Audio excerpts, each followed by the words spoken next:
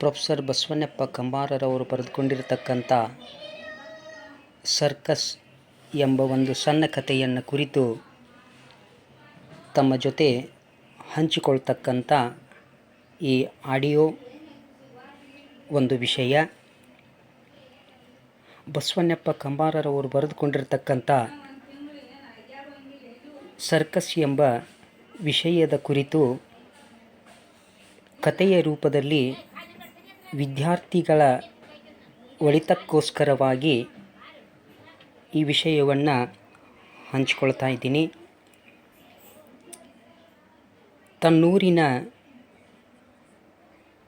ಅಷ್ಟೇ ಅಲ್ಲದೆ ತನ್ನ ಪರಿಸರದಲ್ಲಿ ತಾನೊಂದು ಕಥೆಯನ್ನು ಹೆಣೆದುಕೊಂಡಿರ್ತಕ್ಕಂಥ ಕಂಬಾರರವರು ಮನೆ ಪಕ್ಕದಲ್ಲಿ ಇರ್ತಕ್ಕಂಥ ಗುರುಪಾದಪ್ಪಜ್ಜ ಬಹಳ ವಯಸ್ಸಾಗಿರ್ತಕ್ಕಂಥ ಆತ ವ್ಯಕ್ತಿ. ವಯಸ್ಸಾದ ಸಂದರ್ಭದಲ್ಲಿ ಕಣ್ಣಿನ ದೃಷ್ಟಿಯೂ ಕೂಡ ಆತನಿಗೆ ಅಷ್ಟೇ ಕಷ್ಟಕರವಾಗಿರತಕ್ಕಂಥದ್ದಿತ್ತು. ಹಾಗಾಗಿ ತನಗೊಂದು ದೃಷ್ಟಿ ಕಾಣುವ ಉದ್ದೇಶಕ್ಕನುಗುಣವಾಗಿ ಚಸ್ಮಾ ಅವಶ್ಯವಾಗಿತ್ತು.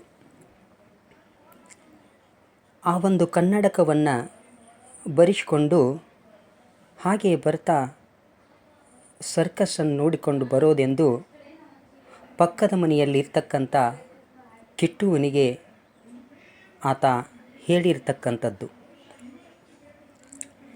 ಗುರುಪಾದಪ್ಪಜ್ಜ ಹೇಳಿರ್ತಕ್ಕಂಥ ವಿಷಯ ಕಿಟ್ಟುವಿಗೆ ಆತ ಒಬ್ಬ ಚಿಕ್ಕ ಹುಡುಗ.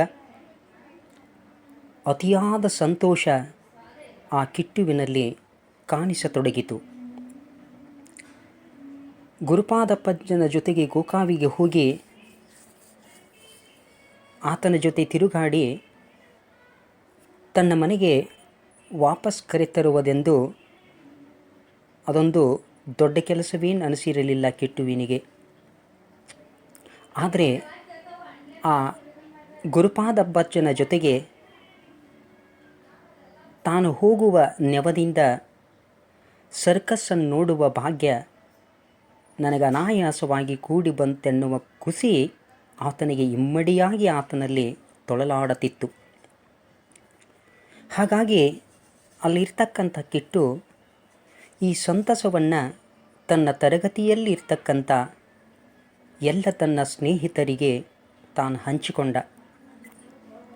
ಅಲ್ಲಿರುವ ಸರ್ಕಸ್ಸನ್ನು ನೋಡುವ ಆ ಸರ್ಕಸ್ದಲ್ಲಿರ್ತಕ್ಕಂಥ ಹುಲಿಯಾಗಲಿ, ಕರಡಿ, ಸಿಂಹ, ಆನೆ, ಕುದುರೆ, ಕೋತೆ ಇತ್ಯಾದಿ ಪ್ರಾಣಿಗಳ ಆಟ ಆಡುವ, ಅವು ವರ್ತಿಸುವ ಬಗ್ಗೆ ವಿವಿಧ ಕಸರತ್ತುಗಳನ್ನು ನೋಡುವ ಆ ಕುತೂಹಲ ಆತನಲ್ಲಿ ಕಾಡ್ತಾ ಇತ್ತು. ಹಾಗಾಗಿ ಆ ಕುತೂಹಲ ಏನಾಗಿತ್ತು ಅಂತಂದರೆ ಅಲ್ಲಿರುವ ಪ್ರಾಣಿಗಳನ್ನಾಗಲಿ ವಿವಿಧ ಕಸರತ್ತುಗಳನ್ನಾಗಿ ನೋಡಿಕೊಂಡು ಬಂದು ತನ್ನ ತರಗತಿಯಲ್ಲಿ ನಾಳೆ ನಾನು ಹೇಳಬೇಕು. ಆತನ ಆತ್ಮೀಯ ಸ್ನೇಹಿತರಾಗಿರ್ತಕ್ಕಂಥ ನಾಗು, ನಿಂಗಿ, ಮಾದು, ಕೆಂಪ, ರುಕುಮಿ ಇವರೆಲ್ಲರ ಮುಂದೆ ರಸವತ್ತಾಗಿ ನಾನು ಹೇಳುವ ಉತ್ಸುಕತೆ ಆತನಲ್ಲಿ ಕಾಡ್ತಾ ಇತ್ತು. ಆಗೆಲ್ಲರೂ ನನಗೆ ವಿಶೇಷವಾಗಿರ್ತಕ್ಕಂಥ ಮಾನ ಮರ್ಯಾದೆಯನ್ನು ಕೊಡ್ತಾರೆ ಎಂಬ ನಂಬಿಕೆ ಆ ಕಿಟ್ಟುವಿನಲ್ಲಿ ಮೂಡಿಕೊಂಡಿತ್ತು. ಅಷ್ಟೇ ಅಲ್ಲದೆ ತಾವು ತಂದಿರತಕ್ಕಂಥ ತಿಂಡಿ ತಿನಿಸುಗಳನ್ನು ನನಗೆ ಕೊಡ್ತಾರೆ.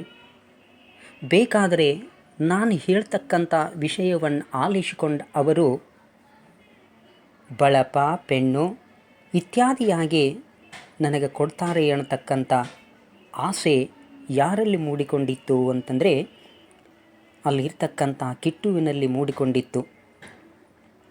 ಹಾಗೆ ಮನಸ್ಸಿನ ತುಂಬ ಅತಿ ರಂಜಕತೆ ತುಂಬಿಕೊಂಡ ಒಳಗೆ ಖುಷಿ ಪಡ್ತಿದ್ದ ಆ ಕಿಟ್ಟು ಗೋಕಾವಿಗೆ ಸರ್ಕಸ್ಸನ್ನು ನೋಡಲು ಹೋಗಬೇಕೆಂಬ ಉತ್ಸುಕತೆ ಒಂದಾದರೆ, ಅಲ್ಲಿ ಆ ಸರ್ಕಸ್ ವಿಷಯದ ಬಗ್ಗೆ ಆ ಊರಿನಲ್ಲಿ ಎಲ್ಲ ಕಡೆಗೇನೂ ಅದರ ಪ್ರಚಾರ, ಅಷ್ಟೇ ಅಲ್ಲದೆ ಸೂಚನಾ ಫಲಕಗಳನ್ನು ಅಂಟಿಸಿರತಕ್ಕಂಥದ್ದು. ಕಿಟ್ಟ ಅಲ್ಲಿರ್ತಕ್ಕಂಥ ಆ ಎಲ್ಲವನ್ನು ನೋಡಿ ಏನೋ ಒಂದು ಆಸೆ ಆತನಲ್ಲಿ ಕಾಣಿಕೊಳ್ತಾ ಇತ್ತು. ಆ ಚಿತ್ರದಲ್ಲಿ ತೋರಿಸಿರ್ತಕ್ಕಂಥ ಹುಲಿಗಳಾಗಲಿ, ಆನೆಗಳಾಗಲಿ, ಚಿರತೆ, ಹಾವು, ಮಂಗ ಇತ್ಯಾದಿಗಳನ್ನೆಲ್ಲ ನೋಡಿ ಆತನಿಗೇನಾಯಿತು ಅಂತಂದರೆ ಅತಿಯಾದ ಸಂತಸ. ಯಾಕೆ ಅಂತಂದರೆ ಜೀವಿತವಾಗಿ ನೋಡಲಾರದಂಥ ವ್ಯಕ್ತಿ ಆತ. ಚಿತ್ರದಲ್ಲಿ ನೋಡಿರ್ತಕ್ಕಂಥ ಆತನಿಗೆ ಏನೋ ಒಂದು ಸಂತಸ ಒಂದು ಸಂದರ್ಭದಲ್ಲಿ ಕಾಣಿಸಿಕೊಂಡಿತ್ತು. ಹೀಗಿದ್ದ ಸಂದರ್ಭದಲ್ಲಿ ಹೋದೊಂದು ವರ್ಷ ಆ ಕಿಟ್ಟು ತಾನೇನು ಮಾಡಿದ್ದ ಅಂತಂದರೆ ತನ್ನ ಮನೆಯವರ ಜೊತೆ ಪಕ್ಕದ ಮನೆಯವರ ಮದುವೆಯೆಂದು ಗೋಕಾವಿಗೆ ಹೋಗಿದ್ದ ಅವರ ತಾಯಿಯವರ ಜೊತೆ. ಅವರ ತಾಯಿ ಏನೋ ಕರೆದುಕೊಂಡು ಹೋಗಿದ್ದಳು. ಆದರೆ ಆ ಕರೆದುಕೊಂಡು ಹೋದಂಥ ಸಂದರ್ಭದಲ್ಲಿ ಸರ್ಕಸ್ ಬಂದಿರಲಿಲ್ಲ. ಅಲ್ಲಿ ನೆರವೇರಿರ್ತಕ್ಕಂಥದ್ದು ಮದುವೆ ಮಾತ್ರ ಇತ್ತು. ನಮ್ಮ ಮನೆಗೆ ಹೇಳೋಕ್ಕೆ ಯಾರು ಬರ್ತಿಲ್ವಲ್ಲ ಅಂತ ಆತಂಕಪಟ್ಟದ್ದು ಉಂಟು. ಆ ಒಂದು ಸಂದರ್ಭದಲ್ಲಿ ಗೋಕಾವಿ ಯಾವುದಕ್ಕೆ ಪ್ರಸಿದ್ಧಿ ಅನ್ನುವುದು ತಮಗೆಲ್ಲರಿಗೂ ಗೊತ್ತಿರತಕ್ಕಂಥದ್ದು. ಗೋಕಾವಿ ಕರದಂಟು, ಲಡ್ಕಿ ಉಂಡಿ, ದೋಸೆ, ಜಾಮೂನು ಇತ್ಯಾದಿ ಎಲ್ಲ ಆತ ಏನು ಮಾಡ್ತಾ ಇದ್ದ ಅಂತಂದರೆ ಉತ್ಸುಕತೆಯಿಂದ ತನ್ನ ಮನದಾಳದಲ್ಲಿ ಚಿಂತನೆಯನ್ನು ಮಾಡಿಕೊಳ್ತಕ್ಕಂಥದ್ದು. ಅಷ್ಟೇ ಅಲ್ಲದೆ ರಸ್ತೆಯ ಬದಿಯಲ್ಲಿ ಇರುವೆಯ ಹಾಗೆ ಸಾಲಟ್ಟಿರುವಂತಕ್ಕಂಥ ವಾಹನಗಳು, ಜೊತೆಗೆ ಅವುಗಳನ್ನೆಲ್ಲ ನೋಡುವ ಭಾಗ್ಯ, ಅಷ್ಟೇ ಅಲ್ಲ ಟಾಂಗಾದಲ್ಲಿ ಕುರಿತು ಆತ ಮುಂದೋಗುವಂಥ ಒಂದು ಸಂತಸವನ್ನು ತನ್ನ ಮನದಲ್ಲಿ ಆತ ಸಂಭ್ರಮಿಸಿಕೊಳ್ತಿದ್ದ. ಗುರುಪಾದಪ್ಪಜ್ಜನ ಕಣ್ಣು ಕಾಣದ ಒಬ್ಬ ಮುದುಕ ತಾನು ಗೋಕಾವಿಯ ಕಣ್ಣಿನ ಆಸ್ಪತ್ರೆಗೆ ಕರೆದುಕೊಂಡು ಹೋಗುವುದು, ಜೊತೆಗೆ ಮರಳಿ ಮನೆಗೆ ಬರುವ ತಂದು ಬಿಡುವುದು ನಿಜಕ್ಕೂ ಜವಾಬ್ದಾರಿ ಕೆಲಸ ಆ ಕಿಟ್ಟುವಿನದ್ದಾಗಿತ್ತು. ಹಾಗಾಗಿ ಇದುವರೆಗೆ ಬಹಳ ಸಂತಸ ಆತನಿಗೆ ತಂದಿರತಕ್ಕಂಥದ್ದಿತ್ತು. ಕಿಟ್ಟುವನ್ನು ಕರೆದುಕೊಂಡು ಹೋಗಲು ಕೇಳಿದಾಗ ಮನೆಯ ಹಿರಿಯರ್ಯಾರೂ ಕೂಡ ಆತನಿಗೆ ಅಪೇಕ್ಷೆಯನ್ನು ಎತ್ತಿ ತೋರತಕ್ಕಂಥದ್ದಿದ್ದಿರಲಿಲ್ಲ. ಆ ಮುಂಚೆ ನಾನು ಗುರುಪಾದಪ್ಪಜ್ಜನ ಆಸ್ಪತ್ರೆಗೆ ಕರೆದುಕೊಂಡು ಹೋಗಿ ತಪಾಸಣೆಯನ್ನು ಮಾಡಿ ಚಸ್ಮಾ ಬರೆಸಿ ತರ್ತೀನಿ ಅಂತ ಹೇಳಿ ಆ ಕಿಟ್ಟನ ಅಪ್ಪ ಒಂದೆರಡು ಸಲ ಸುಳ್ಳು ಹೇಳಿ ಗುರುಪಾದಪ್ಪಜ್ಜನಿಂದ ಹಣವನ್ನು ಪಡೆದು ಆತ ಏನು ಮಾಡಿದ್ದ ಅಂತಂದರೆ ಮೋಸವನ್ನು ಮಾಡಿದ್ದ. ಚಸ್ಮಾ ತರುವ ನೆಪದಲ್ಲಿ ಆತನ ಹತ್ತಿರ ಹಣೆ ಪಡೆದು ಸರಾಯಿಯನ್ನು ಕುಡಿದು ಹಾಳು ಮಾಡಿದ್ದ. ಆಮೇಲೆ ಅವನನ್ನು ಕರೆದುಕೊಂಡು ಹೋಗುವ ವಿಚಾರ ಪ್ರಸ್ತಾಪ ಯಾವುದೂ ಕೂಡ ಆ ಕಿಟ್ಟನ ತಂದೆ ಮಾಡಲೇ ಇಲ್ಲ. ಏನಾದರೂ ಒಂದು ನೆಪವಡ್ಡಿ ಜಾರಿಕೊಳ್ತಕ್ಕಂಥ ಕ್ರಿಯೆ ಕಿಟ್ಟುವಿನ ತಂದೆಯಲ್ಲಿ ಕಾಣಿಸಿಕೊಳ್ತಿತ್ತು. ಹಾಗೆ ಇನ್ನು ದೊಡ್ಡಕ್ಕನ ಮದುವೆಗಂತ ಅಮ್ಮ ಗುರುಪಾದಪ್ಪಜ್ಜನಿಂದಲ್ಲ ಹತ್ತಿರ ತಾನೇನು ಮಾಡಿದ್ಲು ಅಂತಂದರೆ ಒಂದು ಟಿಕ್ಕೆ ಸರವನ್ನು ಪಡೆದುಕೊಂಡಿದ್ಲು. ಮದುವೆ ಆದಮೇಲೆ ನಾನು ಇದನ್ನು ಮರಳಿ ಕೊಡ್ತೀನಿ ಅಂತಂದವಳು. ಅಕ್ಕನಿಗೆ 2 ಮಕ್ಕಳಾದರೂ ಕೂಡ ಆ ಟಿಕ್ಕೆಯನ್ನು ಕೂಡ ಕೊಡಲಿಲ್ಲ. ಗುರುಪಾದಪ್ಪಜ್ಜ ಈ ವಿಷಯ ಬಂದಾಗ ಅವಳ ಹತ್ತಿರ ಈ ಮಾತನ್ನು ಎತ್ತಿದಾಗ ಏನೋ ಒಂದು ವಿಚಾರವನ್ನೇಳಿ ಆತನಿಗೆ ತಿನಿಸನ್ನು ಮಾಡಿಕೊಟ್ಟು ತಾನೇನು ಮಾಡಿಕೊಳ್ತಾ ಇದ್ಲು ಅಂತಂದರೆ ಆ ಮಾತನ್ನೇ ಮರೆಸಿಬಿಡ್ತಕ್ಕಂಥದ್ದು ಆ ತಾಯಿಯದ್ದಾಗಿತ್ತು. ಹೆಂಡತಿ ಸುಮಾರು ವರ್ಷಗಳ ಹಿಂದೆ ತೀರಿಕೊಂಡಿದ್ದಳು. ಗುರುಪಾದಪ್ಪಜ್ಜನಿಗಿದ್ದ ಒಬ್ಬನೇ ಒಬ್ಬ ಮಗ. ಆತ ಇಂಡಿಯನ್ ಆರ್ಮಿಯಲ್ಲಿ ಸೇವೆಯನ್ನು ಸಲ್ಲಿಸತಕ್ಕಂಥವನಾಗಿದ್ದ. ಅವನಿಗೆ ಶಿವಾಪುರಿನ ಹೆಣ್ಣು ಮಗಳನ್ನು ಕೂಡ ಒಂದು ಮದುವೆಗೆ ಅಂತ ನಿಶ್ಚಯವೂ ಕೂಡ ಮಾಡಿದ್ರು. ಆದರೆ ಯಾವ ಕೆಟ್ಟಗಳಿಗೇನೋ ಗೊತ್ತಿಲ್ಲ, ಕಾಶ್ಮೀರ್ ಗಲಭೆಯಲ್ಲಿ ಗುಂಡೇಟಿಗೆ ಮಗ ಅಕಾಲಕ ಮರಣವನ್ನು ಹೊಂದಿದ. ಸುದ್ದಿ ಕೇಳಿರತಕ್ಕಂಥ ಗುರುಪಾದಪ್ಪಜ್ಜನಿಗೆ ಆಕಾಶವೇ ತಲೆಯ ಮೇಲೆ ಬಿದ್ದಂತಾಯಿತು. ಆವತ್ತಿನಿಂದ ಆತ ತನ್ನ ಏಕಾಂಗಿ ಬದುಕನ್ನು ಆತ ನಡೆಸ್ಕೊಳ್ತಿದ್ದ. ದಿನದ ದಕ್ಕುತ್ತಿದ್ದ. ಅಷ್ಟೇ ಅಲ್ಲದೆ ನೊಂದು ಬೆಂದು ಇತ್ತೀಚೆಗೆ ಅವನಿಗೆ ದೃಷ್ಟಿ ಕಣ್ಣು ಕಾಣಲಾರದಂಥ ಒಬ್ಬ ವ್ಯಕ್ತಿಯಾಗಿದ್ದ. ದೂರವಾಗಿರುವ ವಸ್ತುಗಳನ್ನು ನೋಡುವಂಥ ಸಾಮರ್ಥ್ಯ ಆತನಲ್ಲಿ ಕಾಣುತ್ತಿರಲಿಲ್ಲ. ಅತಿಯಾದ ಬೆಳಕಿದ್ದರೆ ಮಾತ್ರ ಆತನಿಗೆ ಸ್ಪಷ್ಟವಾದ ಗೋಚರವಾಗ್ತಿತ್ತು ಮುಂದಿರುವ ವಸ್ತುಗಳು. ಆದರೆ ಗೋಕಾಕದಲ್ಲಿ ಸರ್ಕಾರಿ ದವಾಖಾನೆಯಲ್ಲಿ ಫ್ರೀಯಾಗಿ ಕಣ್ಣು ತಪಾಸಣೆಯನ್ನು ಮಾಡಿ ಅವರೇ ಕನ್ನಡಕವನ್ನು ಬರೆದು ಕೊಡ್ತಾರಂತೆ. ಯಾರೋ ಹೇಳಿರತಕ್ಕಂಥ ವಿಷಯವನ್ನು ಕೇಳಿರುವ ಗುರುಪಾದಪ್ಪಜ್ಜ ಆವತ್ತಿನ ದಿನ ಹೊರಟು ನಿಂತಿದ್ದ. ಬೆಳಗಿನ 10 ಗಂಟೆಗೆ ಬಸ್ಸಿಗೆ ನಮ್ಮೂರು ಬಿಟ್ಟು ಕೊಣ್ಣೂರು, ಅಲ್ಲಿಂದ ಇನ್ನೊಂದು ಬಸ್ ಹಿಡಿದುಕೊಂಡು ಗೋಕಾವಿಗೆ ಹೋಗಬೇಕಾಗಿತ್ತು.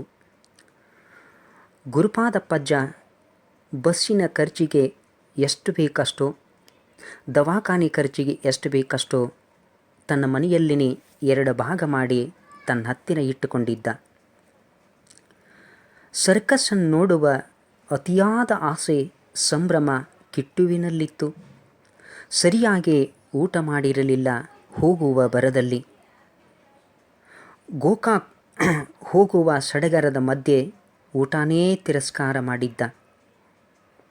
ಬಸ್ ನಿಲ್ದಾಣದಲ್ಲಿ ಗೋಕಾವಿ ಸಂತಿಗೆ ಹೋಗುವ ಜನರಷ್ಟು ಅಷ್ಟೇ, ಕಾಲೇಜಿಗೆ ಹೋಗ್ತಕ್ಕಂಥ ವಿದ್ಯಾರ್ಥಿಗಳು ಕೂಡ ಅಷ್ಟೇ ಅಲ್ಲಿ ಜಮಾಯಿಸಿಕೊಂಡಿದ್ದರು. ಬಸ್ಸು ಅತಿಯಾಗಿ ತುಂಬಿಕೊಂಡಿರ್ತಕ್ಕಂಥದ್ದು. ಮಧ್ಯ ತರಪುತ್ತಾ ಹತ್ತುವ ಜನರನ್ನು ಹತ್ತಿಸಿಕೊಳ್ಳುತ್ತಾ ಇಳಿಯುವವರನ್ನು ಇಳಿಸುತ್ತಾ ಕೊಲ್ನೂರವನ್ನು ತಲುಪಿತು ಆ ಸಂದರ್ಭದಲ್ಲಿ. ಆದರೆ ಆ ಬಸ್ಸಿನಲ್ಲಿ ಆಗಿರ್ತಕ್ಕಂಥ ಆತನಿಗೆ ನೋವು ಎಷ್ಟು ಅಂತಂದರೆ, ಇಬ್ಬರ ಮೈಯಿಂದ ಬೆವರಿಳಿಯುವಂಥ ಕ್ಷಣ ಆ ಸಂದರ್ಭದಲ್ಲಿತ್ತು. ಗುರುಪಾದಪ್ಪಜ್ಜನಿಗೆ ಕೂಡಲು ಯಾರೊಬ್ಬರೂ ಕೂಡ ಸೀಟನ್ನು ಕೊಡಲಾರದ ಸಂದರ್ಭ ಇತ್ತು. ಎಷ್ಟೋ ಪರದಾಡಿ ಅಲ್ಲಿಂದ ಹಿರಿಯರ ಬಗ್ಗೆ ಕರುಣೆ ಹೊಂದಿದವರು ಯಾರೂ ಕೂಡ ಬಸ್ಸಿನಲ್ಲಿ ಇದ್ದಿರಲಿಲ್ಲ. ಗುರುಪಾದಪ್ಪಜ್ಜನ ದುರಾದೃಷ್ಟವೇ ಸರಿ, ಕಿಟ್ಟ ಗುರುಪಾದಪ್ಪಜ್ಜ ಒಬ್ಬರನ್ನೊಬ್ಬರು ಕೈ ಹಿಡಿದು ಮೂಲೆಯಲ್ಲಿ ನಿಂತು ಅರ್ಧ ಗಂಟೆ ಹೇಗೆ ಕಳೆಯಿತು ಗೊತ್ತಿಲ್ಲ. ಅಂತೂ ಕೊಣ್ಣೂರವನ್ನು ತಲುಪಿದಾಗ ಇಬ್ಬರು ಸುಸ್ತಾಗಿ ಹೋಗಿದ್ದರು. ಕಿಟ್ಟುಗೆ ಹೊಟ್ಟೆಯನ್ನೆಲ್ಲ ಹಸಿವಿನಿಂದ ಮೈಯೆಲ್ಲ ಉರಿಯತ್ತಿತ್ತು. ಅಜ್ಜ, ಏನಾರು ತಿನ್ನಾಕ ತಗೋ, ಹಸಿವಾಗೈತಿ ಅಂತ ಹೇಳಬೇಕೆಂದುಕೊಳ್ತಕ್ಕಂಥ ಮನಸ್ಸೂ ಕೂಡ ಆತನಲ್ಲಿದ್ದಿರಲಿಲ್ಲ. ಆದರೆ ಗುರುಪಾದಪ್ಪಜ್ಜ ದವಾಖಾನೆ ಖರ್ಚಿಗೆ ಅಷ್ಟೇ ಅಲ್ಲದೆ ತನ್ನ ಕನ್ನಡಕದ ಖರ್ಚಿಗೆ ಅಷ್ಟೇ ಹಣ ಇರಬೇಕು. ಹೀಗೆ ಎಲ್ಲ ಹಣವನ್ನು ಖರ್ಚು ಮಾಡಿದರೆ ಮುಂದೆ ಹಾಗೆ. ಅಷ್ಟೇ ಅಲ್ಲ, ನನಗೆ ಸರ್ಕಸ್ಸನ್ನು ತೋರಿಸ್ತೀನಿ ಅನ್ನತಕ್ಕಂಥ ಒಂದು ಆಸೆಯೂ ಕೂಡ ಆತ ಇಟ್ಟಿದ್ದಾನೆ. ಆ ಹಣವೆಲ್ಲ ಇಲ್ಲೇ ವ್ಯರ್ಥವಾಗಿ ಹೋದರೆ ನನಗೆ ನಿರಾಸೆಯಾಗುವುದಂಥೇಳಿ ಆತ ಆ ಹಸಿವನ್ನು ತನ್ನ ಮನಸ್ಸಿನಲ್ಲಿ ಇಂಗಿಸಿಕೊಂಡು ಹಾಗೆ ಆ ಬಸ್ ಸ್ಟಾಪಿನಲ್ಲಿ ನಿಟ್ಟುಸಿರನ್ನು ಗೈಯುತ್ತಾ ಇಬ್ಬರೂ ನಿಂತರು. ಸಮಯ ಹಾಗೇ ಉರುಳ್ತಾ ಇತ್ತು. ಆ ಕಡೆಯಿಂದ ಲಾರಿಯೊಂದು ತಮ್ಮತ್ತ ಧಾವಿಸಿ ಬಂದು ಜನ ಹೋ ಅಂತ ಮುಗಿಬಿದ್ದು ಅಲ್ಲಿ ತಮಗೆಷ್ಟು ಸಾಧ್ಯ ಆಗುತ್ತೋ ಅಷ್ಟೆಲ್ಲ ಜನ ತಾ ಮುಂದು ನಾ ಮುಂದು ಅಂತಂತ ಆ ಲಾರಿಯನ್ನು ಹತ್ತಿದರು. ಆದರೆ ಸದ್ಯ ಬಸ್ ಇದೆಯಲ್ಲ, ಯಾಕಿಷ್ಟು ಜನ ಹಾತೊರಿತಾ ಇದ್ದಾರೆ ಅಂತೇಳಿ. ಅಷ್ಟೇ ಅಲ್ಲದೆ ಜನ ಅದಕ್ಕೆ ಯಾಕೆ ಇಷ್ಟೊಂದು ಜನ ಮುಗಿಬೀಳ್ತಾ ಇದ್ದಾರೆ ಅಂತೇಳಿ ಕಿಟ್ಟು ತನ್ನ ಮನಸ್ಸಿನಲ್ಲಿ ಅನ್ಕೊಂಡ. ಗುರುಪಾದಪ್ಪಜ್ಜ ಹಣೆಗೆ ಕೈ ಹಿಡಿದು ನೋಡಿದ. ಪಕ್ಕದಲ್ಲಿದ್ದ ಕರಿಯ ಒಬ್ಬ ಕುಳ್ಳ ದಡಿಯನೊಬ್ಬ ತನ್ನ ಕುರುಚಲ್ ಗಡ್ಡವನ್ನು ನವರಿಸಿಕೊಳ್ಳುತ್ತಾ ಆ ಗುರುಪಾದಪ್ಪಜ್ಜನನ್ನು ಕೇಳಿದ, ಮುತ್ಯ ಎಲ್ಲಿಗೆ ನಡೆದಿ ಅಂಥೇಳಿ ಕೇಳಿದ. ಆವಾಗ ಅಲ್ಲಿ ಕುಳಿತುಕೊಂಡಿರ್ತಕ್ಕಂಥ ಗುರುಪಾದಪ್ಪಜ್ಜ ಹೇಳ್ತಾನೆ, ಗೋಕಾವಿಗೆ ತಮ್ಮ ಕಣ್ಣಾಸ್ಪತ್ರೆಗೆ ನಾನು ಹೊರಟಿದ್ದೀನಿ ಅಂತೇಳಿ ಗುರುಪಾದಪ್ಪಜ್ಜ ಹೇಳಿದ. ಮಾರಾಯ, ವಯಸ್ಸಾಗ್ಯದ, ಹಿಂಬಾಲ ಯಾರಾದರೂ ಒಬ್ಬ ದೊಡ್ಡವರನ್ನು ಕರೆದುಕೊಂಡು ಬರಬೇಕಿತ್ತಲ್ಲ. ಇವತ್ತು ಗೋಕಾವಿಯಲ್ಲಿ ದೊಡ್ಡ ಹೋರಾಟ, ಒಂದು ಸಂಪ ಹೂಡಿದಾರ. ರೈತರ ಚಳವಳಿ, ಬಸ್ಸು ಲಾರಿ ಕಾರು ಯಾವುದೂ ಊರಾಗ ಹೋಗಂಗಿಲ್ಲ. ಏನೇ ಇದ್ದರೂ ಊರು ಬಿಟ್ಟು 3 ಕಿಲೋಮೀಟರ್ ಹೊರಗೆ ನಿಂತಾವ. ರೈತರು ತಾವು ಬೆಳೆದ ಬೆಳೆಗೆ ಸರಿಯಾದ ಬೆಲೆ ಸಿಗದ ಕಾರಣಕ್ಕಾಗಿ, ಅಷ್ಟೇ ಅಲ್ಲದೆ ಸಮಯಕ್ಕೆ ಸರಿಯಾಗಿ ಗೊಬ್ಬರ ಬೀಜ ಸಿಗದ ಕಾರಣಕ್ಕಾಗಿ ಸರ್ಕಾರದ ಎದುರು ಚಳವಳಿಯನ್ನು ಹೂಡಿದಾರ. ಆದರೆ ಈ ನೋಡಿದ್ರೆ ನಿನ್ನ ಹಿಂಬಾಲ ಕರೆದುಕೊಂಡು ಬಂದ ಹುಡುಗ ಇವನು ಸಣ್ಣ ಹುಡುಗ. ಅದಕ್ಕೆ ಹೇಳ್ತಾ ಇದ್ದೇನು, ಆದರೆ ಇವತ್ತು ನಾವು ಗೋಕಾಕ ಹೋಗೋದಕ್ಕೆ ಆಗೋದಿಲ್ವಾ ಅಂಥೇಳಿ ಪ್ರಶ್ನೆ ಮಾಡಿದ ಕಿಟ್ಟು. ಹೋಗದಿದ್ದರೆ ಸರ್ಕಸ್ ನೋಡೋಕ್ಕಾಗಂಗಿಲ್ಲ. ಮನಸ್ಸಿನಲ್ಲೇ ಹಳಹಳಿಸ್ಕೊಂಡ. ತನ್ನ ಮನಸ್ಸಿನಲ್ಲಿ ಹೊಳೆದುಕೊಂಡಿದ್ದನೋ ಅದೆಲ್ಲವೂ ಉಲ್ಟಾ ಹೊಡೆಯುವಂಥ ಸಂದರ್ಭ ಆತನಲ್ಲಿ ಮನದಾಳದಲ್ಲಿ ಕಾಣಿಸಿಕೊಳ್ತಾ ಇತ್ತು. ಹಾಗೆಯೇ ಚಿಂತನೆಯನ್ನು ಮಾಡುತ್ತಾ ಗುರುಪಾದಪ್ಪ ಅಜ್ಜನನ್ನು ಕೇಳಿದ, ಅಜ್ಜ ಹೆಂಗೆ ಮಾಡೋಣ ಅಂಥೇಳಿ ಆ ಅಜ್ಜನತ್ತ ಕಿಟ್ಟು ಕೇಳಿದಾಗ, ಕೂಸುವ, ಯಾವುದಾದ್ರೂ ಗಾಡಿ ಯಾವುದೇ ಆಗಲಿ ಬಂತು ಅಂತಂದರೆ ಕೈ ಮಾಡಿ ತರಬು. ದವಾಖಾನೆಗೆ ಹೊಂಟಿದ್ದೀವಿ ಅಂತ ಹೇಳು. ಯಾರಾದರೂ ಪುಣ್ಯಾತ್ಮರು ಕರ್ಣ ಬಂದು ತರಬುತ್ತಾರ. ಹತ್ತಿ ಹೋಗೋಣ ಅಂಥೇಳಿ ಡಾಕ್ಟರ್ ಇವತ್ತು 1 ದಿನ ಇರ್ತಾನಂತ, ನಾಳೆ ಇರಂಗಿಲ್ಲ ಅಂತ ಹೇಳಿದಾರ. ಅದಕ್ಕೇನಾದರೂ ಮಾಡಿ ಗಾಡಿಯನ್ನು ತರಿಬು ಎಂದು ಕ್ಷೀಣ ಸ್ವರದಲ್ಲಿ ಆ ಅಜ್ಜ ನುಡಿದುಕೊಂಡ. ಕಿಟ್ಟಗೆ ಆ ಧ್ವನಿ ಕೇಳಿ ಮನಸ್ಸಿಗೆ ಒಂಥರ ಆಯಿತು. ಸರಿ, ಏನಾದರೂ ಮಾಡಬೇಕೆಂದು ಆತ ಯೋಚಿಸಿಕೊಂಡ. ಬರುವ ವಾಹನಗಳೆಲ್ಲ ಕೈ ಮಾಡಿ ನಿಲ್ಲಿಸತೊಡಗಿದ. ಯಾರೊಬ್ಬರೂ ಕ್ಯಾರಿಯನ್ನಲಿಲ್ಲ. ಬಸ್ ಸ್ಟಾಪಿನಲ್ಲಿ ಇದ್ದ ಕೆಲ ಜನ ಇವತ್ತು ಗೋಕಾಕ್ ಬಂದ್ ಎನ್ನುವ ಸುದ್ದಿಯನ್ನು ಕೇಳಿ ತಿರುಗಿ ಮನೆ ಹೋಗ್ತಾ ಇದ್ದರು. ಇನ್ನು ಕೆಲವರು ಮತ್ಯಾವುದೋ ವಾಹನ ಬಂದರೆ ಹತ್ತಿ ಹೋಗಬೇಕೆಂದು ಕಾದು ಕುಳಿತರು. ಇನ್ನು ಕೆಲವರು ತಾವು ಅರ್ಜೆಂಟ್ ಆಗಿರ್ತಕ್ಕಂಥ ಸಂದರ್ಭದಲ್ಲಿ ಕಾಲ್ನಡಿಗೆಯಲ್ಲಿ ಹೊರಡಲು ಪ್ರಾರಂಭಿಸಿಕೊಂಡರು. ಆ ಕಿಟ್ಟುವಿಗೆ ಹಸಿವಿನೊಂದಿಗೆ ಬಾಯಾರಿಕೆಯೂ ಕೂಡ ಅಷ್ಟೇ ಹಾತೊರಿತಾ ಇತ್ತು. ಅಷ್ಟೇ ಅಲ್ಲದೆ ತಳಮಳ, ಸಂಕಟ, ಏನೂ ಮಾಡೋಕ್ಕಾಗದಂಥ ಆ ಕಿಟ್ಟು ಹುಚ್ಚನಂತಾಗಿ ಬಿಟ್ಟ. ಸಮಯ ಸರಿತಾ ಇದ್ದಂತೆ ಏನು ಮಾಡಬೇಕೆಂದು ಆತನಿಗೆ ತಿಳಿಯದೆ ಒಬ್ಬರ ಮುಖ ಒಬ್ಬರು ನೋಡಿ ಸುಮ್ಮನಾದರು. ಯಾರೊಬ್ಬರೂ ಏನೊಂದು ಮಾತನಾಡಲು ಮನಸ್ಸಿನಲ್ಲಿ. ಆ ಕಡೆಯಿಂದ ಹಳೆಯ ಕಾಲ ಜೀಪೊಂದು ತಾವಿದ್ದತ್ತ ಧಾವಿಸಿಕೊಂಡು ಬರ್ತಾ ಇತ್ತು. ತನ್ನ ಅಂಗಾಂಗಗಳಿಂದ ಎಷ್ಟು ಸಾಧ್ಯವೋ ಅಷ್ಟು ಸಪ್ಪಳ ಮಾಡುತ್ತಾ ಹಿಂದೆ 10-20 ಜನ ಹಸಿರು ಟವೆಲ್ಗಳನ್ನು ಹೊದ್ದು ರೈತರು ಕೂಡಿಸಿಕೊಂಡು ಇರುವ ಮುಂದೆ ಬಂದು ನಿಂತಿತು. ಕಿಟ್ಟು ಅಪಾದಮಸ್ತಕವಾಗಿ ಜೀಪನ್ನು ಅದರ ಒಳಗಿರುವ ಜನರನ್ನು ನೋಡಿದ. ಗುರುಪಾದಪ್ಪಜ್ಜನಿಗಂತೂ ಅದು ಏನೆಂದು ಅವರ್ಯಾರೆಂದು ಸ್ಪಷ್ಟವಾಗಿ ಗೋಚರಿಸಲಿಲ್ಲ. ಆದರೂ ಹಣೆಗೆ ಕೈ ಹಿಡಿದು ದೃಷ್ಟಿಸಿದ. ಕಿಟಕಿಯ ಪಕ್ಕದಲ್ಲಿ ಕುಳಿತಿದ್ದ ಕಪ್ಪನೇ ವ್ಯಕ್ತಿ ಗುರುಪಾದಪ್ಪಜ್ಜನತ್ತ ನೋಡಿ, ಮುದುಕ, ಎಲ್ಲಿ ಹೊಂಟಿದಿ ಅಂತ ಕೇಳಿದ. ಕಿಟ್ಟುಗೂ ಇದೇ ಬೇಕಾಗಿತ್ತು. ಗುರುಪಾದಪ್ಪಜ್ಜ ಅಲಗಾಡಿಸುತ್ತಾ, ಅಜ್ಜ, ನಿನ್ನ ಕೇಳ್ತಾ ಇದ್ದಾರ, ನಾವು ಗೋಕಾವಿಗೆ ಬರ್ತೀವಿ ಅಂಥೇಳಿ ಕಿಟ್ಟು ಗುರುಪಾದಪ್ಪಜ್ಜನಿಗೆ ಹೇಳಿದ. ಗುರುಪಾದಪ್ಪಜ್ಜ ತನ್ನ ಹೆಗಲ ಮೇಲಿನ ಟವಲಿನಿಂದ ಕಣ್ಣುಗಳನ್ನು ಒರೆಸಿಕೊಂಡು ನಿಧಾನಕ ಮೇಲೆದ್ದು ಹೊಟ್ಟೆಯ ಕಿಟ್ಟುನ ಸಹಾಯದಿಂದ ಜೀಪ್ ಬಳಿಯ ಬಂದ. ಗಾಡಿ ಎಲ್ಲಿ ತನಕ ಹೋಗ್ತೈತ್ರಿ ಅಂತಂದ.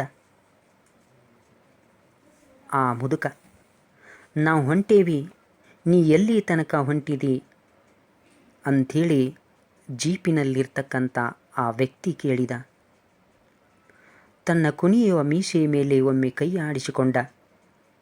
ನಾನು ಗೋಕಾವಿಗೆ ಹೋಗ್ಬೇಕ್ರಿ, ಕಣ್ ಜರ ಮಬ್ಬ ಆಗ್ಯಾವ, ತೋರಿಸ್ಕೊಂಡು ಬರಾಕ್ ನಡೆದೀನಿ.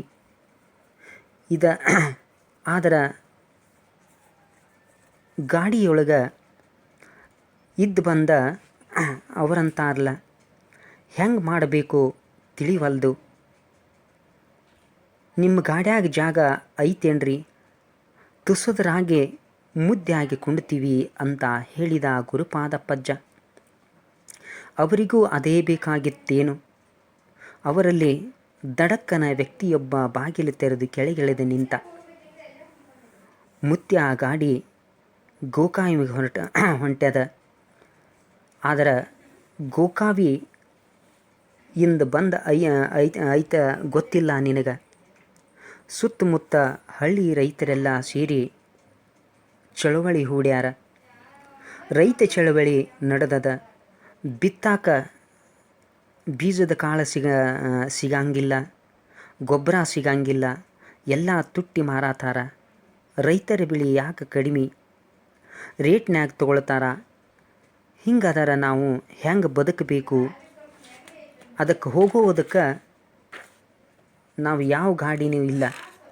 ನೀ ನಮ್ಮ ಸಂಗಾಟ ಬಂದ್ರೆ ನಿನ್ನ ದವಾಖಾನಿಗೆ ಬಿಡ್ತೀನಿ, ಬರ್ತೀಯಾ ಎಂದು ಆ ಗಾಡಿಯಲ್ಲಿರ್ತಕ್ಕಂಥ ವ್ಯಕ್ತಿ ಈತನನ್ನು ಕೇಳಿದಾಗ, ಕುರುಡನಿಗೂ ಅಷ್ಟೇ ಬೇಕಾಗಿರುವಂತೆ,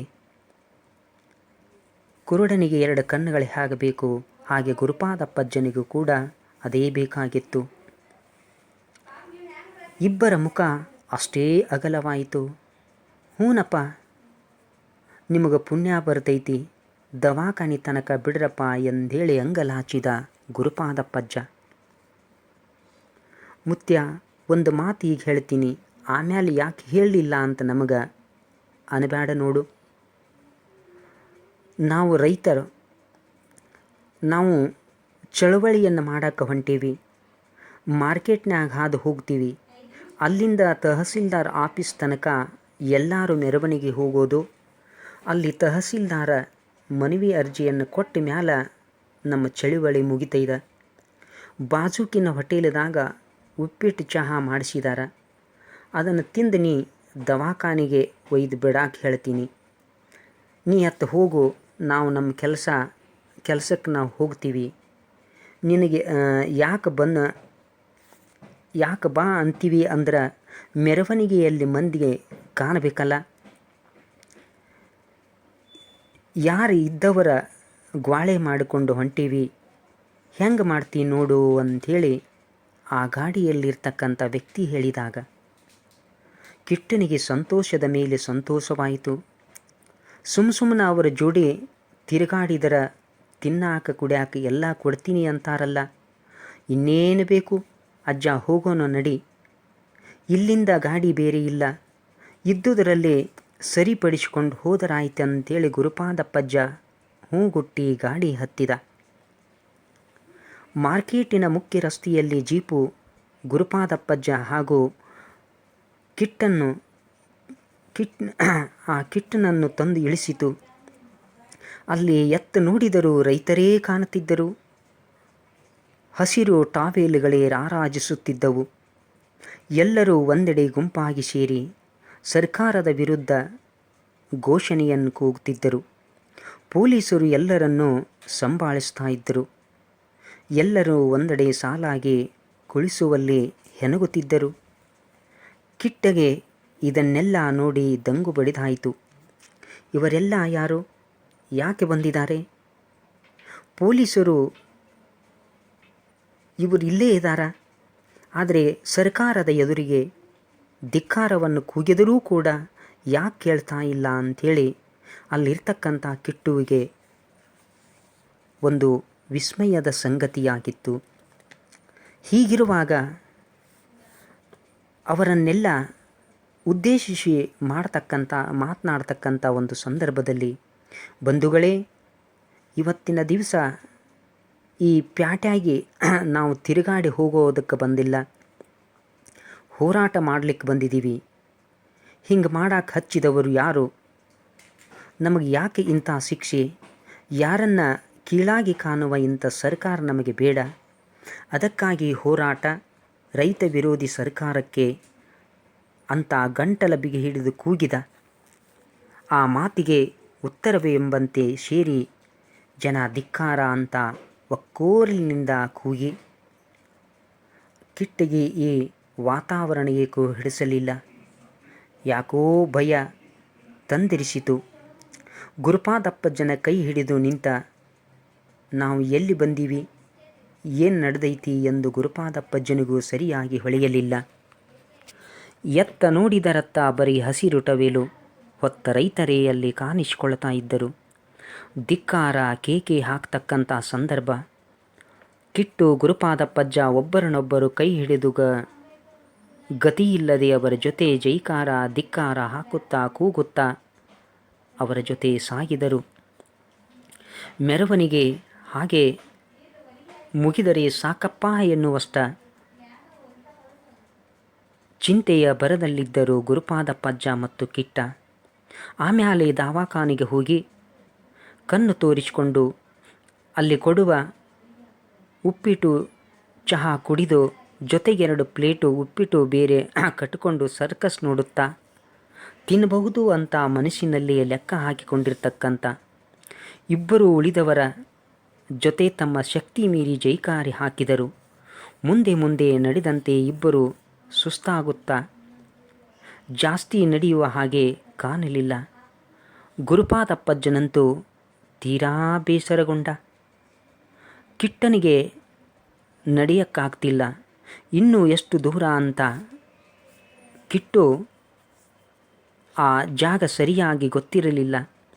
ತನ್ನ ಮುಂದಿರುವಂಥ ವ್ಯಕ್ತಿಯನ್ನು ಕೇಳಿದಾಗ ಆತ ತಾನೇನು ಮಾಡಿದ, ಕಾಕಾರಿ ಇನ್ನೂ ಎಷ್ಟು ದೂರ ನಡಿಬೇಕ್ರಿ ಅಂತಂದ.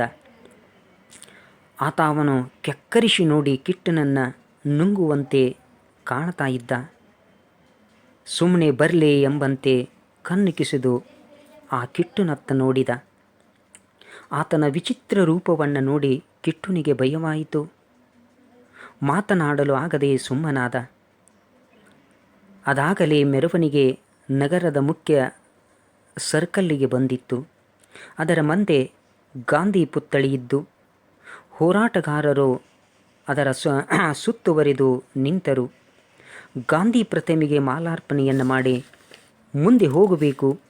ಅದು ಮೊದಲು ಹಾಕಿಕೊಂಡಿರ್ತಕ್ಕಂಥ ತಮ್ಮ ಒಂದು ಪ್ಲ್ಯಾನು ಹೋರಾಟಗಾರರದ್ದಾಗಿತ್ತು.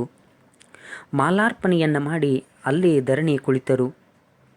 ಪೊಲೀಸರು ಕೈಯಲ್ಲಿ ಲಾಠಿ ತಿರುವುತ್ತಾ ಹೊರಡಿ ಅಂತ ದಬಾಯಿಸತೊಡಗಿದರು. ಯಾಕೆಂದರೆ ಟ್ರಾಫಿಕ್ ಬೇರೆ ತುಂಬ ತೊಂದರೆಯಾಗಿ ಹೋಗಿಬಿಟ್ಟಿತ್ತು.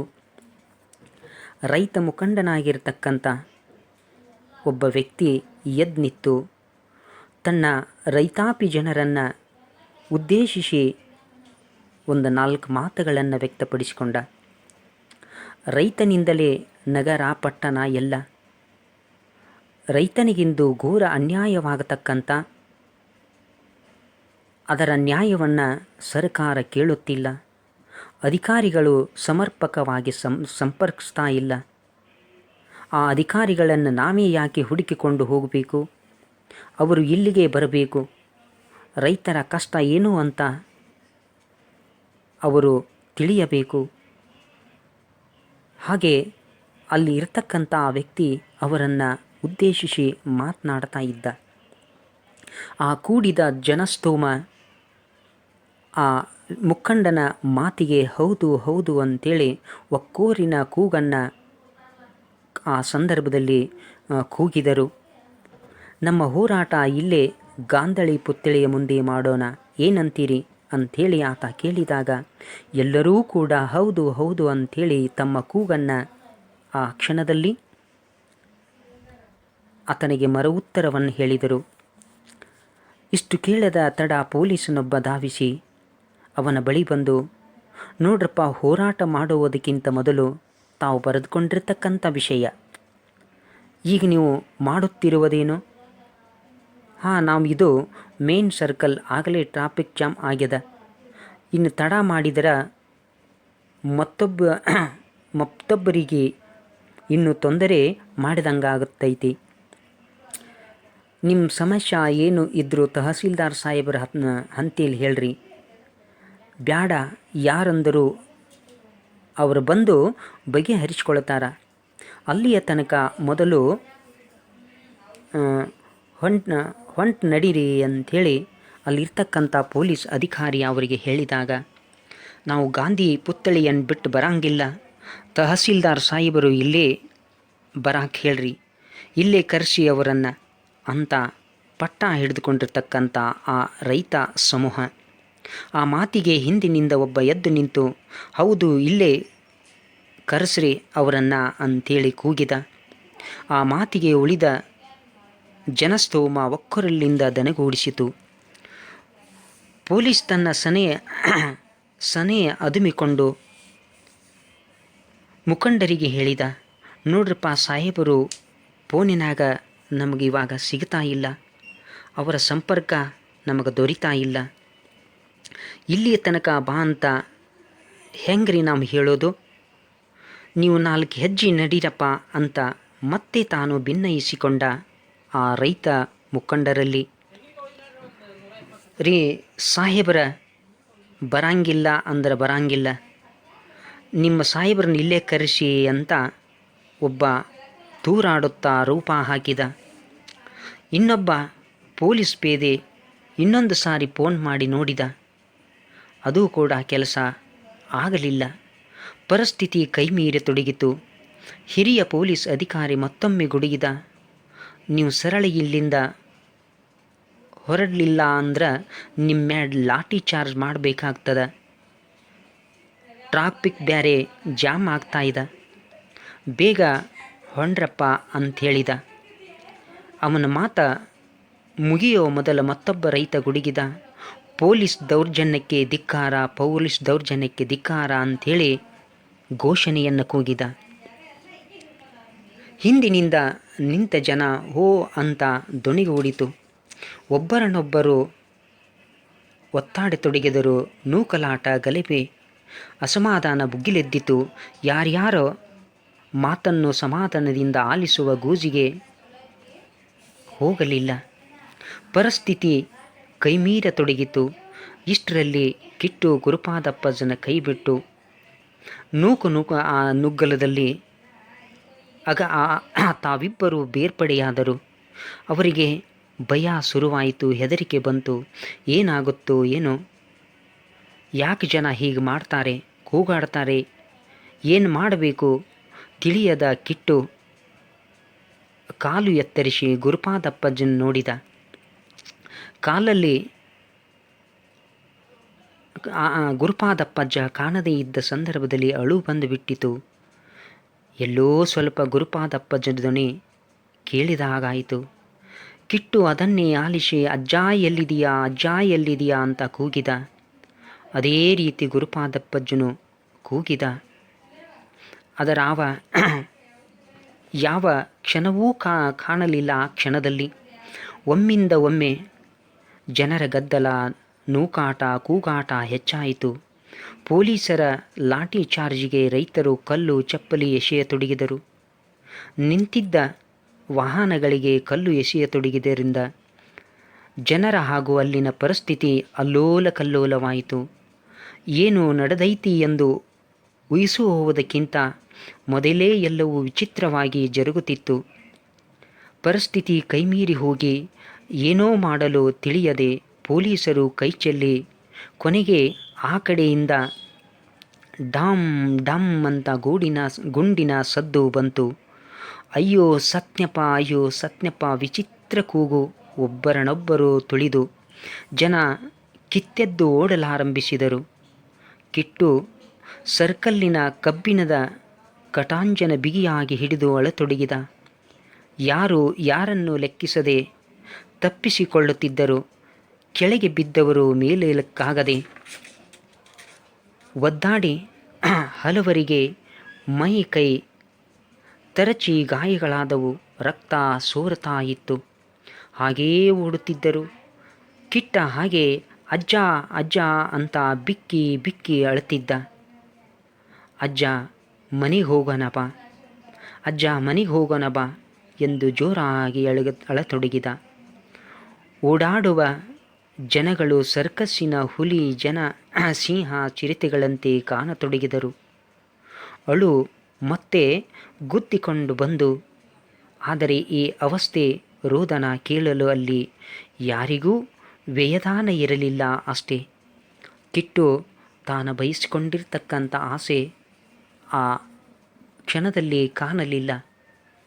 ಆ ಹೋರಾಟದ ಗಲಭೆಯ ಮಧ್ಯದಲ್ಲಿ ಸಿಕ್ಕಿರತಕ್ಕಂಥ ಆ ಕಿಟ್ಟು ಪಾರಾಗುವುದೇ ಹೆಚ್ಚಾಗಿತ್ತು ವಿನಃ ಸರ್ಕಸ್ ಎನ್ನುವುದು ಅಷ್ಟೇ ಮರೀಚಿಕೆ ಆಗಿ ಉಳಿಯಿತು ಆತನ ಮಳೆಗಾಲದಲ್ಲಿ ಎಂಬ ವಿಷಯವನ್ನು ಪ್ರೊಫೆಸರ್ ಬಸವಣ್ಣಪ್ಪ ಕಂಬಾರರವರು ಬರೆದುಕೊಂಡಿರ್ತಕ್ಕಂಥ ಈ ಒಂದು ಸಣ್ಣ ಕಥಾನಕ 4ನೇ ಸೆಮಿಸ್ಟರ್ ವಿದ್ಯಾರ್ಥಿಗಳಿಗಾಗಿ ಸರ್ಕಾರಿ ಪ್ರಥಮ ದರ್ಜೆ ಕಾಲೇಜ್ ಮೂಡಲಗಿ ತಾಲೂಕು ಮೂಡಲಗಿ ಕನ್ನಡ ವಿಭಾಗದಿಂದ ಈ ವಿಷಯವನ್ನು ಬಿತ್ತರಿಸಲಾಗಿದೆ.